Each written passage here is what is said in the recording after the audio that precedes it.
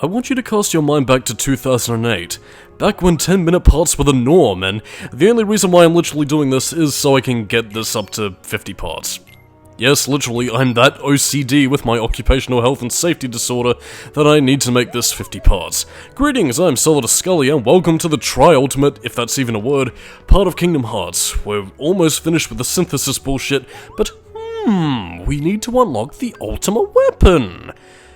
Well, I've pretty much shown you where the rest of the spots are in the cleanup videos, so we have only one last place left to go, which is to show you where you get the final synthesis ingredient, but where is it?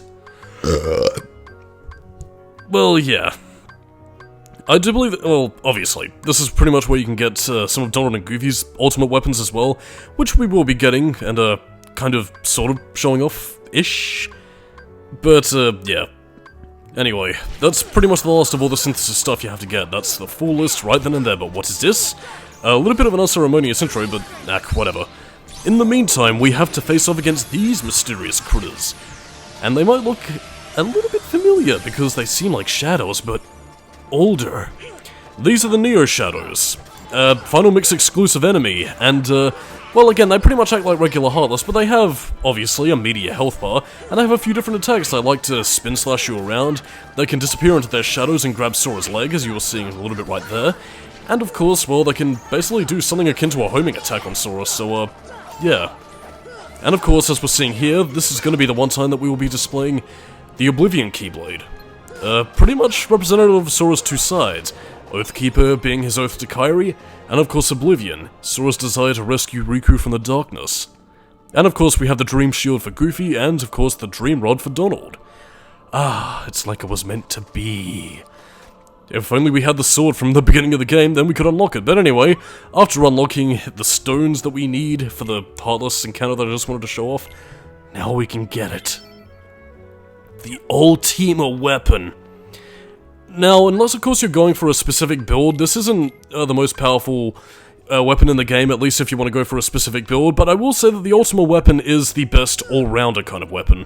Like, I mean, in terms of stats, it's pretty balanced all throughout, and it is extremely powerful, so yeah, this is pretty much us. And of course, there's Super Glide. It's that is, again, like I said before, it's like the gliding in Sonic 06, it's just kind of pish. And I'm literally leaving all this in for padding.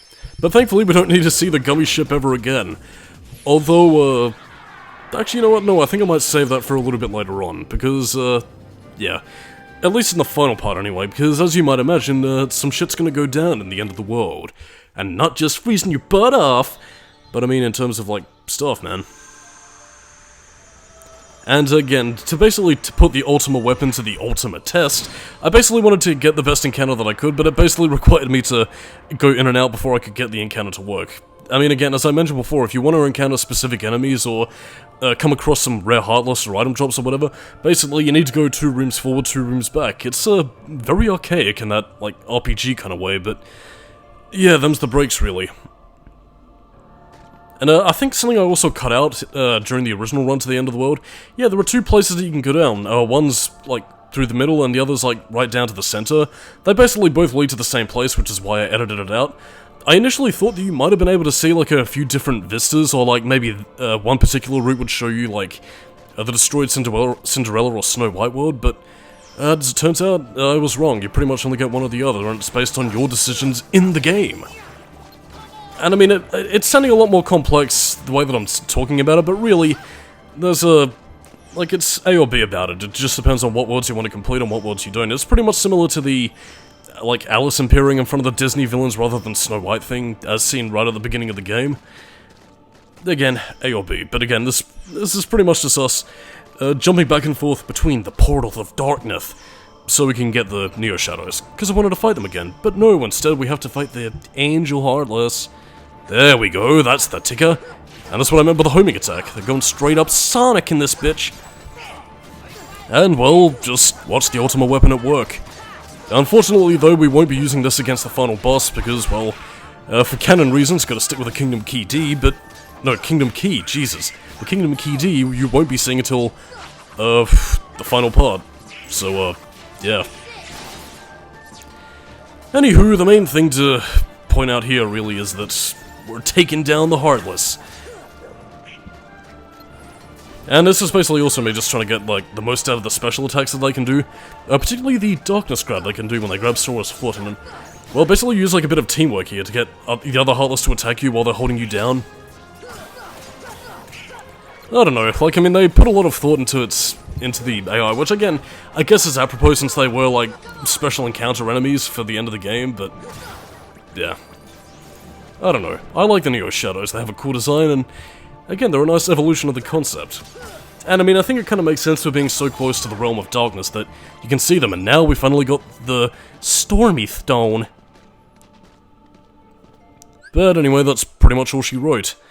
Let us switch back to the Kingdom Key, and of course, well, get this shit wrapped up for good. Whew, boy. I don't think I read the door insignia here. Oh yeah, and I've got this treasure, for some reason. Mega Elixir. Yeah, this is pretty much the final point. Get all the elixirs you can, get all the healing items out of the way, because you're pretty much in for the long haul. Beyond this door is the final boss, and, well, we're about to meet our maker. So I suppose on that note, I'm Solidus-Skully, keeping new metal, and, coming up next time is the true penultimate part of the Kingdom Hearts commentary, for, well, for balance and completion reasons, because I want that even number 50, damn it. Catch you dudes and dudettes next time, and I'll see you later. Bye-bye.